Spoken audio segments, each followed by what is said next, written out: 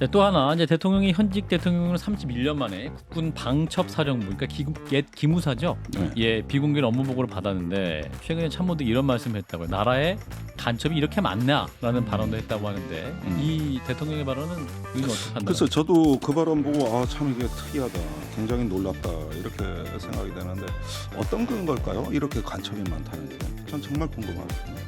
근데 지난번 민주노총 압수수색 할 때도 보면은 막 국정원 잠바를 입고 공개 압수수색. 예. 예, 또 한 번에 잡아들이는 것도 아니라 압수수색하고 계속 길게 끌고 이런 거는 여느 간첩 수사하고는 방향이 다릅니다. 그래서 이제 국정원 최근에 그 예. 대공사건 수사권 부활 문제도 있고 예. 또 일제히 공안 어떤 세력들이 강화되고 있기 때문에 일단은 이런 부분에 대한 인식이 결국 공안기관의 어떤 또 다른 어떤 권력 강화로 연결되는 거 아니냐. 간첩이 있다면 자꾸 공개를 하고 이렇게 해야지. 이런 식으로 자꾸 어떤 방첩사라든가 국군 사이버 수사대도 이번에 방문을 하셨던데. 예. 그런데 그런 부분에 있어서는 조금 신중을 기하시는 게 좋습니다. 이 기밀이 굉장히 많은 기관이에요. 기무사. 예, 굉장히 기관이 많습니다. 그리고 방첩사는 민간인 수사 못하게 돼 있습니다. 예. 그러면 방첩사에서 간첩 얘기한 건 국내 간첩을 얘기하는 겁니까? 그러니까 이런 부분들도 조금 어떤 매끄럽지 못하고 투명하지 못하다. 저도 이 배경을 정말 알고 싶어요. 네, CBS 라디오 박정희 한판승부 함께하고 계십니다. 북한이 어제 함경남도 함흥 일대에서 순항 미사일을 여러 발 쐈습니다. 합참에서는 총 4발로 보고 있기도 하고 한미가 지금 분석하고 있다라고 합니다. 그리고 지난 19일에는 동창리 일대에서 단거리 탄도미사일 SRBM을 발사를 해서 이 북한의 도발이 이어지고 있는데요. 이러한 북한의 도발 어떻게 봐야 될지 또 전문가와 함께 말씀 나누겠습니다. 김종대 정의당 전 의원을 모셨습니다. 어서 오십시오. 의원님. 안녕하십니까. 오랜만에 친정에 오셨습니다. 예, 여기가 제가 방송하던 스튜디오. 감회가 새롭네요. 예. 자, 진작한님과 김 소장 인사 나눠주시고. 반갑습니다. 자, 이번 도발 합참에서는 이제 한미연합 연습 자유의 방패에 반발하는 무역 시위다 이렇게 해석하고 있는데 의원님 어떻게 판단하십니까? 그래서 요즘 쏘는 양상을 보면은 뭐 단순히 연합훈련에 대한 반발 그 이상으로 보여집니다. 예. 예를 들면은 16일에 쏜 ICBM 화성 17형 같은 경우는 한미일 안보 협력이나 한일 정상회담을 정면으로 겨냥한 매우 전략적 수준에서 이루어진 도발이라고 할 수 있거든요. 예. 반면에 어제 쏜 그 순항 미사일이라든가 제가 제일 중요하게 보는 건 19일 날 쏜 그 이스칸데르 미사일 발사 같은 경우는 이거는 그 한미일 그 연합훈련, 특히 한미 이번에 대규모 기동 훈련이 벌어지는 저기 훈련에 대한 직접적인 위협이 되고 또 새로운 양상으로 진화하고 있습니다. 이런 걸 보면은 또 훈련에는 훈련대로 대응을 하지만은 이 동북아의 큰 판을 또 보고 하는 전략적 도발도 같이 배합돼 있기 때문에 여러 가지 복합적 의도로 봐야 되겠습니다. 이번에 그 순항 미사일은 또 이게 저고도로 가서 이게 좀 탐지나 추적이 쉽지 않다 뭐 이런 우려도 하는데 의원님은 어떻습니까? 글쎄 우리 군에서는 뭐 다 탐지한다 그랬는데 중국은 믿을 수가 없어요. 이게 300m 고도로 날아오거든요. 예. 그다음에 순항 불규칙이거든요. 조정이 되니까. 예. 그러다 보면은 이거는 쏘는 징후를 탐지했다면 추적은 되겠지만 쏘는 징후를 몰랐다면은 추적이 불가능하죠. 아이고 우리 연말에 그 북한 무인기 왔을 때 그렇죠. 그게 3km 상공에서 왔어요. 그것도 뭐 항적이 틀려가지고 그렇게 우왕좌왕하고 그랬는데 하물며 300m 이렇게 낮게 오는 불규칙한 그 순항 미사일을 다 탐지한다? 현대에 그런 기술이 있나? 저는 그게 좀 고도 의문스러워요. 300m는 다 잡지 않나요? 우리 같은 경비행기도 잡는데. 그리고 예, 원래 조종사가 순항 미사일이 원래 속도가 굉장히 늦잖아요, 사실은. 그러니까 이게 초기에 탐지가 되면은 속도가 느리기 때문에 여객기 속도예요. 그렇기 때문에 추적이나 어떤 심지어 요격에도 굉장히 용이한데, 근데 이제 불시에 어떤 이게 발사됐을 때 낮은 고도가 되면은 장거리 레이더에 잡히지가 않습니다. 그랬을 땐 추적이 어렵다는 거죠. 예. 네. 그러니까 이제 어제 합참 발표도 오전 10시 15분경에 발사했는데 네. 이제 발표는 오후 5시에 언론에 밝힌 걸 보고 이게 추적 너무 늦어서 그런 거 아니냐 이렇게 얘기하고 있는데 그거는 좀 아니 그러니까 분석에도 시간이 오래 분석 시간이 걸리지만 걸리기 내일쯤 때문에. 발표할 걸로 보이는데요. 예. 그런데 과거에는 순항 미사일 발사는 발표조차 안 했어요. 문재인 정부 때 같은 경우는 이거는 저기 위력이 낮고 그다음에 유엔 안보리 제재 결의에도 해당되지 않기 때문에 예. 문재인 정부에는 아예 그냥 넘어갔던 아하. 건데 최근엔 조금 의미가 달라졌어요. 이제 자꾸 전략 순항 미사일이라는 새로운 용어가 나오고 아하. 그다음에 어떤 전술핵 탑재 가능성이 자꾸 거론되다 보니까 이제는 순항 미사일도 탄도 미사일하고 비슷하게 처리하는 경향은 있습니다. 그러나 아직까지 순항 미사일의 위력이라 그러면은 이것은 핵이 일반적으로 탑재 안 되는 재래식 탄도라고 보는 게 합리적이고 그런 만큼 위력은 크지 않다. 그렇군요. 단 기습 효과가 좀 뛰어나지 않을까 생각이 됩니다. 최근 이제 또 쟁점이 된 게 그 공중에 폭파되는 핵탄두 그래서 이제 목표 지점인 동해상 800m 상공에서 이제 정확히 폭발했다. 지난 20일 이제 네. 북한이 발표한 이 문제. 이건 어떻게 판단하십니까, 이 부분? 이 부분이 이제 외신에서도 굉장히 놀라는 부분이죠. 핵탄두 공중 폭발 시연. 이게 예. 원래 지상에서 폭발하면은 핵무기의 폭발력의 대부분을 이 지표면에서 흡수해 버려요. 그러니까 상당히 적은 양만 폭풍을 일으키는 건데 그것도 물론 위력이 크죠. 그러나 공중에서 폭발하면 그 폭발력은 대부분 그 지상의 충격으로 더 이렇게 확산되기 크다? 때문에 그래서 살상 효과가 급증하는 겁니다. 예를 들면 히로시마에 투하된 원자폭탄 경우는 570m 상공에서 폭발했거든요. 그래서 요즘 미사일은 폭발력을 제고하기 위해서 약 한 1000m 정도 또는 1000에서 5000m 상공에서 폭발하는 게 일반적인데 이게 800m라 그러면은 굉장히 위협적인 거예요. 가까이서. 그런데 이거는 이제 모의 핵탄두를 폭발시킨 거거든요. 근데 요게 기종이 뭐냐면 KN-23 이스칸데르 미사일입니다. 굉장히 탐지가 어렵고 아마도 탄두 중량이 한 500kg 되니까 북한이 전술 핵무기를 보유한다면 제1번이 바로 이 이스칸데르 미사일입니다. 그런데 최근에는 한미일이 동해에서 다 몰려서 이렇게 전략 자산이 밀집하니까 만일에 이런 걸 동해상에서 이런 식으로 핵폭발이 일어난다면은 그 일대 뭐 이지스함, 항공모함, 또 상륙함 이 기능이 다 마비되죠. 거기서 이제 전자기 펄스가 나가고 폭풍이 나가고 이렇게 하면서 최근에 한미일 전략 자산이 이렇게 결집하다 보니까 이런 식의 어떤 공격 방법을 보여줌으로써 또 이것도 이제 북한의 교리가 진화하고 있는 것으로 이게 보여주는 미사일 탄두가 목표 지점 동해상 800m 상공에서 정확히 폭발했다고 보도했는데 그 트래거 그 미사일이요. 어떤 겁니까? 이게 대기권 들어갔다가 다시 떨어졌다는 얘기입니까? 이거는 그렇게 뭐 성층권 넘어 우주까지 가는 게 아니라 불규칙 기동을 하는데 처음에 발사해서 조금 느립니다. 저기 레이더 사각지대 안으로 저공으로 쭉 내려옵니다. 그런 다음에 풀업 기동이라고 해서 급격히 솟아올라요. 이건 순항 미사일이네요. 순항 미사일은 이제 지표면에 낮게 날아가지고 하지만은 이거는 불규칙 궤도지만 엄연히 궤도가 있어요. 그래요? 그렇게 되면은 풀업 기동이라고 해서 훅 솟아올랐다 목표 지점을 놔두고 바로 직격을 해버리는 거죠. 그러니까 이게 뭐 유현진 선수가 메이저리그 할 때 직구 강속구만 위력적인 게 아니라 아주 느린 커브가 있어요. 이걸로 해서 타이밍을 뺏는 기술이 이런 식의 이스칸데르 미사일이고 그 다음에 러시아가 이번에 우크라이나 전쟁에서 가장 많이 써먹은 미사일. 그렇군요. 지금 뭐 외신 기사 보면 이 미사일이 발사됐다는 뉴스를 계속 보는 거죠. 그럼 이게 800m에서 터뜨리는 것 자체가 대단한 기술인 겁니까? 아니면 지금 이런 전략을 사용한 게 그 한국이나 미국 측이 볼 때 전략적으로 좀 압박을 느끼는 건가요? 그러니까 오늘 미국의 소리 방송 같은데 기사 유심히 보시면은 미국의 전문가들이 여러 명 등장해가지고 이거를 이야기하는데 문제는 우리가 이것을 검증할 수가 없어요 지금. 그러나 북한 발표가 사실이라면 굉장히 심각하다. 그리고 사실은 이런 정도의 운반 수단의 모의 핵탄두가 이렇게 폭발할 수 있다는 거는 조종 기술, 통제하고 이거 지휘하는 기폭 장치 기술 이게 완성됐다는 건데 그렇다면 문제는 하나가 남습니다. 탄두가 실제 있느냐 없느냐. 그러니까 오늘 이종석 국방장관이 국회 나와서 한 얘기는 아직 없다. 완성된 거 아니다. 이렇게 얘기했는데 그거 맞냐? 근데 이제 미국의 전략가들 이야기는 없다 하더라도 거의 있다. 한 90% 정도의 완성 단계로 거의 가고 있다. 이건 핵실험을 한 번 더 해야 만들 수 있는 건가요? 아니면 지금의 기술로도 기술을 발전시키면 해볼 수 있는 성질의 핵실험 필요 없습니다. 예, 이미 폭발력에 관한 데이터는 다 확보됐고 북한이 했던 6번의 핵실험은 예. 인도도 6번 했는데 예. 그때보다 데이터 품질이 더 우수합니다. 그리고 인도는 바로 핵국가가 됐잖아요. 근데 북한의 핵 실험에 지금까지 그 양상이나 진화하는 어떤 그 내용들을 보면은 예.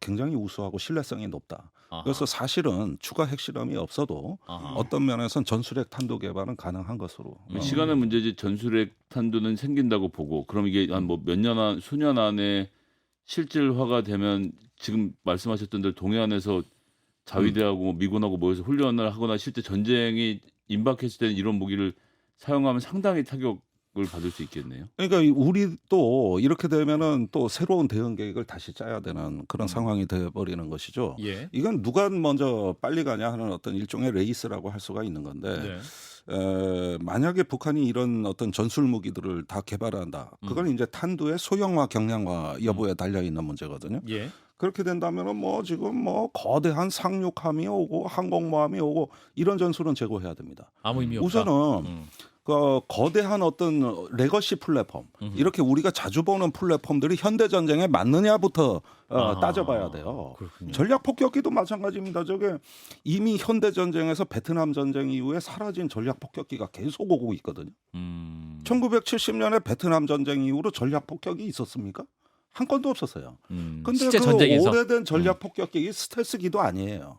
그런 어떤 구형 플랫폼들이 계속 오고 있는 거죠. 그러니까 이런 부분들을 자꾸 국민들에게 뭘 보여주려고 하다 보니까 예. 북한도 또 그에 맞는 대응이 나오고 그러는데 실제 전쟁은 저런 양상으로 이루어지지 않을 겁니다. 그래서 그런 면에서는 좀 재고할 여지가 다시 검토해야 될 여지가 높아졌다. 미사일 이야기 이제 계속하고 있는데 최근에 또 김정은 위원장은 그 지난 16일 날 ICBM 발사 현장에 딸 김주혜를 항상 데리고 오고 그럼 맨날 들고 나오더라고요. 또 이 언론에서 이 김주혜가 입은 외투가 또 화제 명품 옷을 입었다 뭐 네. 이런 분에서 이제 얘기를 하고 있는데 그래서 북한의 상황을 할 때 이게 수뇌물을 사치하고 있는 것이 아니냐 그리고 또 그런 옷조차도 대북 제재 품목인데 어떻게 입고 다니냐 또 외제차도 막 보인다 해서 이것도 역시 제재 품목인데 어떻게 또 외제차들이 있느냐 네. 이런 문제 제기. 그런데 뭐 사치품을 제재한다고 하는 거는 아주 까마득한 옛날에 2000년대 초반에 유엔 안보 결의안에 다 들어갔던 거거든요. 예. 근데 이걸 좀 아셔야 돼요. 사람들이 제재안이 있는데 어떻게 이런 게 가능하냐 그러는데 예. 유엔 제재 결의안 한번 통과되면 예. 마모됩니다. 이게 무슨 말이야? 그러니까 계속 그 우회로를 찾아내기 때문에 예. 그래서 원래 그 북한에 대한 제재 결의안이 자주 나오는 이유는 기존 제재 결의안이 효과가 떨어지기 때문이에요. 근데 지금 어떻죠? 제재 결의안 지금 전혀 통과 안 됩니다. 유엔 안보리 식물위원회 됐어요. 중국, 러시아가 이거 참여 안 합니다. 예.